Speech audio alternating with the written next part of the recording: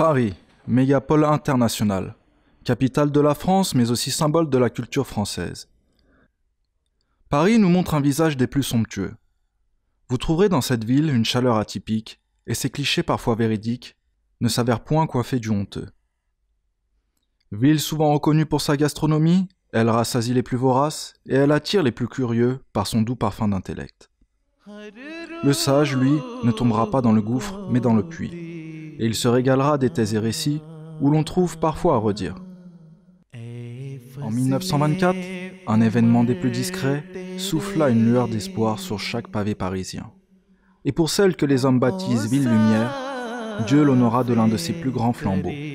En l'espace de 24 heures, à Paris s'ajouta un monument, celui d'un immense minaret blanc.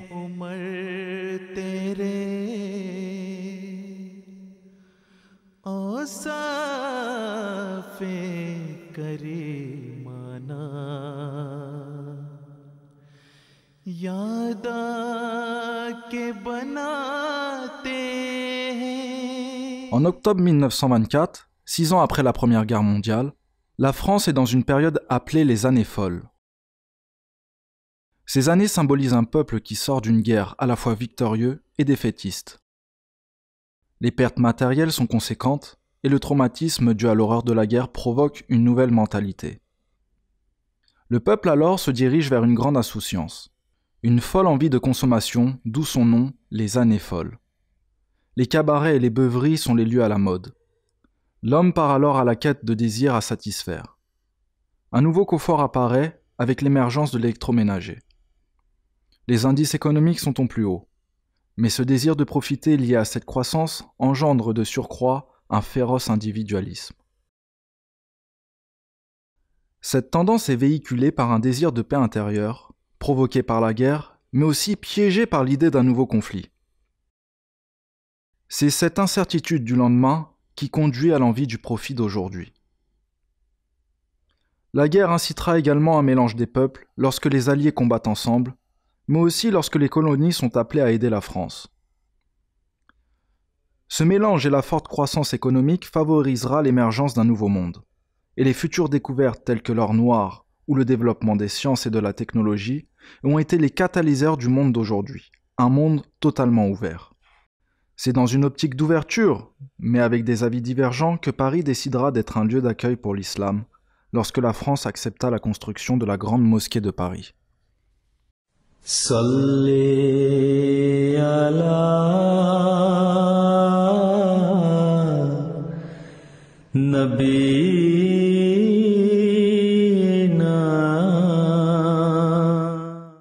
Il a fallu 4 ans pour construire l'édifice religieux. La construction débuta le 19 octobre 1922 pour finir le 16 juillet 1926. La mairie de Paris est partie prenante dans ce projet puisqu'elle a cédé le terrain où la mosquée fut érigée. Cet endroit était l'ancien hôpital de la Piété. Étonnamment, ceux qui ont initié la loi de 1905 comme Édouard Herriot ou Aristide Briand voteront la loi de 1920 qui permet à l'État de financer le projet en grande partie. La construction doit être comprise de prime abord comme un acte de reconnaissance à l'égard des dizaines de milliers de musulmans morts pour la France pendant la Première Guerre mondiale. Si le geste de reconnaissance à l'égard de tous les musulmans tombés pour la France est indéniablement lié à la construction de la Grande Mosquée de Paris, il ne faut pas pour autant oublier le contexte historique dans lequel cette décision est prise. L'Algérie est une colonie française, le Maroc et la Tunisie sont des protectorats. Pascal Blanchard, historien et documentariste, spécialisé de l'histoire coloniale et de l'immigration, explique ainsi : au-delà du désir réel de reconnaissance, les autorités politiques vont beaucoup s'intéresser à la mosquée de Paris en tant que lieu de contrôle des musulmans. أعوذ بالله من الشيطان الرجيم بسم الله الرحمن الرحيم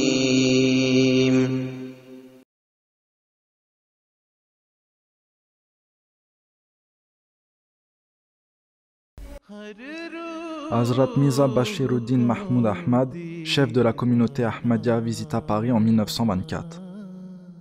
Il arriva au Havre le samedi 25 octobre à 8 h du matin par le ferry nommé Saint-Brice. au départ de Southampton. De là, il prit le train jusqu'à Paris et fut accueilli par un dénommé M. Khalid Sheldek. Il séjourna à l'hôtel intercontinental Le Grand Paris pendant 6 jours, avec Zafrullah Khan et Maolana Abdul Rahim Dar. Le reste des Rouddam séjourna dans un hôtel sur la rue Rousseau à quelques pas de là. À l'époque, la communauté n'était pas tout à fait établie en ces lieux, mais une mosquée était en construction, la Grande Mosquée de Paris. C'était l'occasion pour le deuxième calife d'observer la prière dans une maison d'Allah, et ainsi de laisser une empreinte spirituelle à Paris. Mais c'est surtout une bonne occasion de créer un événement médiatique dans le but d'introduire la Jamaat. Le dimanche 26 octobre 1924, le calife a lancé un projet de tablir. Il ordonne à Abdul Rahim Dar Sahib de faire un comité pour contacter les journalistes et les politiciens et de leur faire parvenir un message de tablir. Ils ont fait un plan dans une réunion dès son arrivée ici en France, à Paris. Et ils ont divisé cette délégation en 3 groupes. Et certains pour contacter les journalistes, et le deuxième groupe pour contacter les diplomates, et le troisième pour avoir le contact avec différentes personnalités et la presse. Alors ainsi, même ils ont parlé de l'islam dans les rues de Paris, mais en même temps, le calife a rencontré plusieurs personnes, plusieurs journalistes. Ainsi, il a pu transmettre le message de Ahmadiyya, le vrai l'islam. Ce travail développa de nombreux contacts, et bien que la communauté n'ait pas été formellement établie, des travaux d'introduction furent cependant réalisés. Les interviews du Mesli Maoud, qu'Allah soit content de lui, se succèdent mais ne se ressemblent pas. Certaines personnalités rencontrent le calife, comme un capitaine du régiment du prince de Galles ou encore un représentant algérien. Le but de cette visite au voyage était que le calife lui-même, il a décidé de venir en Europe, y compris la France, pour analyser et évaluer l'état des habitants de ces pays de l'Europe. Et le deuxième but était que lui-même, personnellement, il rencontre certaines personnalités de ces pays, certainement à Paris, en France aussi, et puis de voir leur tendance, leur orientation et l'ambiance dans laquelle ils vivent. Et le troisième était qu'avec son étude personnelle de l'ambiance de la société et des habitants de France et de l'Europe, et il voulait faire un plan pour le diffuser le message de l'islam en Occident, afin qu'il puisse envoyer des missionnaires pour établir un programme de tablir et de diffusion du message de l'islam dans ce pays. Il y a 2 sources principales. La première source, c'était le journal de compagnon du deuxième calife. Et 7 journaux qu'on a pu récolter, des journaux qui sont assez populaires en France. Et c'est grâce à ces journaux qu'on a pu retracer un peu la visite du deuxième calife à Paris. Et c'est grâce à ces deux sources qu'on a pu savoir que le 29 octobre 1924, le calife est venu donc à Paris, et à la mosquée de Paris. Cet événement est relaté par les plus grands journaux de l'époque. Le quotidien qui se nomme Le Journal sort du lot. Son article nommé « Un entretien avec un continuateur du Messie et de Muhammad sallallahu alayhi wa sallam » relate en détail une interview avec Hazrat Muhsin Maud, le réformateur promis, publié le 3 novembre 1924. Dans ce passage, le deuxième calife expose dans les grandes lignes qu'est-ce que l'Ahmadiyya, en expliquant la venue du Messie promis alayhi salam. Il explique notamment le maintien du mouvement par le premier calife et la continuité par le deuxième calife. Et donc on sait par cet événement, le 29 octobre, c'était plus un événement médiatique. C'était à travers le travail de Abdul Rahim Dar Sahib. C'était plutôt, voilà, il y avait beaucoup de journaux, ils ont interviewé le deuxième calife. Alors, parmi ces journaux, parmi ces 7 journaux qu'on a pu recueillir aussi, on en déduit aussi que le deuxième calife est venu. Donc, il y a par exemple un journal qui dit que le calife est venu et qu'ils ont levé leurs paumes et qu'ils les ont mis devant leur front. Donc, c'était une prière silencieuse. Hein, et que donc c'était un événement assez médiatique et c'est dans ce même entretien que le calife a aussi dit à M. Raymond qui était la personne qui a fait visiter le deuxième calife, hein, qui voudrait revenir le lendemain, mais qui voudrait revenir incognito. Donc il voudrait venir sans que ces médias soient là, ces journaux soient là, parce qu'il voulait se recueillir justement et faire la prière dans la mosquée. Dans la matinée du 30 octobre, il visite certains lieux tels que Versailles ou encore l'Opéra de Paris. Il est accompagné par Zafrullah Khan et Khalifa Taqiyuddin Saeb. Il avait fixé 15h30 pour la prière de Zohr et Asr à la mosquée de Paris. Il sort de l'hôtel après 15h et se dirige avec tous les khuddam vers la mosquée en voiture. Il pleut mais la pluie est légère. Dans cette pluie de grâce, sa sainteté se dirige vers la mosquée. Certaines personnes ayant suivi les nouvelles sont là et attendent à l'extérieur. Donc le lendemain, le calife revient, hein, le 30 octobre, dans les alentours de 15h, et donc une personne qui s'appelle M. Raymond va faire visiter le calife, il va le faire rentrer, et donc ils arrivent devant la salle de prière, hein, là où il y a encore des constructions. On voit des personnes qui étaient là en train de travailler, qui essayent de nettoyer la place pour le calife. Hein.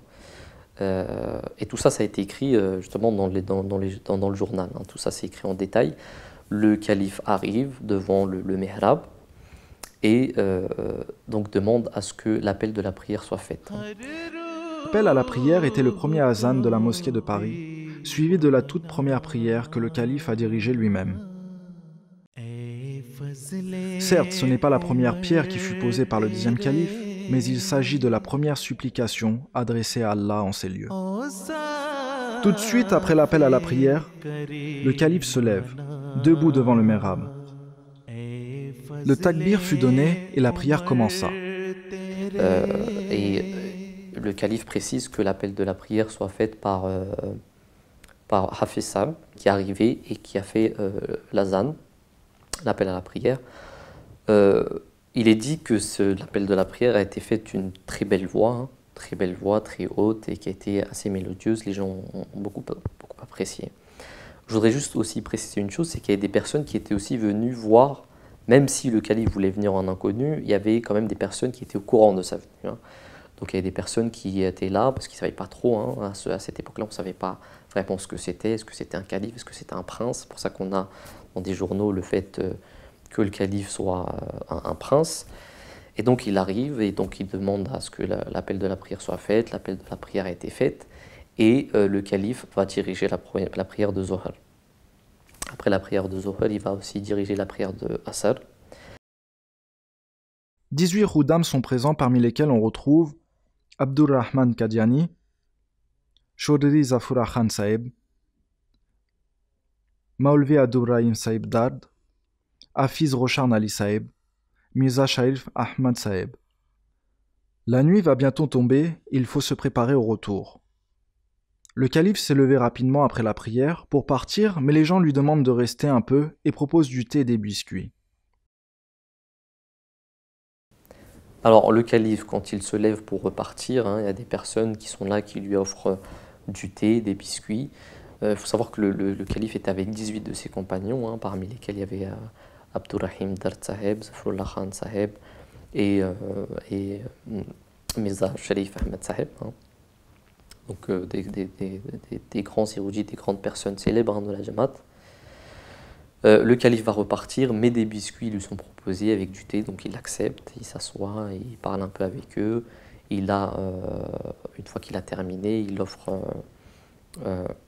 donc 100 francs aux personnes qui lui ont servi le thé, et puis il va repartir, parce que le calife devait repartir justement, juste après, il devait quitter Paris. Après avoir béni la mosquée de ses prières, Sa sainteté remercie le staff, à travers Cheikh Saeb, pour l'effort qu'ils font dans la voie de Dieu. Il prie que Dieu les récompense dans ce monde et leur accorde l'honneur dans l'autre monde. Sa sainteté remercie également le gouvernement français pour ce bienfait. Tout cela est traduit par Cheikh Saeb en arabe, car la plupart de l'audience est arabophone. Alors que la pluie tombe encore, le calife repart à l'hôtel en voiture. La délégation se rend à la gare de Lyon à 20h30. La barrière de la langue et le lieu inconnu au Khoudam engendrent une perte de temps considérable. Lorsque le train est enfin repéré, les représentants de l'Ahmadiyya s'empressent de rejoindre leur compartiment. Et c'est par la grâce de Dieu que le train démarre quelques instants après. Mais la plus grande grâce réside dans le fait que pour un bref moment, Dieu nous honora de la visite d'un grand autre de marque. Comme le cite le quotidien Le Matin, un prince est venu à Paris. Ce prince est celui de l'Ahmadiyya. Dans le fief de ceux qui se sont eux-mêmes baptisés Lumière, je ne vois qu'une succession d'éblouissements éphémères. Et sur ma route à la recherche d'un guide, j'entends qu'un homme m'a rendu visite. Comme une étoile luisante dans le noir, je fixe du regard cette lumière céleste. Et voilà qu'en moi naît une lueur d'espoir, aussi bref que peut être son geste, que sa prière soit la clé de ma liberté.